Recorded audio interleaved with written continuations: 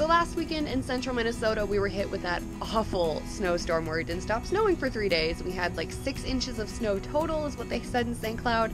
Thought it was a little bit more than that, but I just wanted to show you a side-by-side comparison of this weekend versus last weekend with the snowstorm. So here's my deck this weekend compared to last weekend. And of course the backyard compared to last weekend when this was all snow. And now the grass is out, some of it's even kind of starting to turn green a little bit. Something else that's pretty great is I think I can maybe move my ice scraper to the back seat of my car versus the front seat.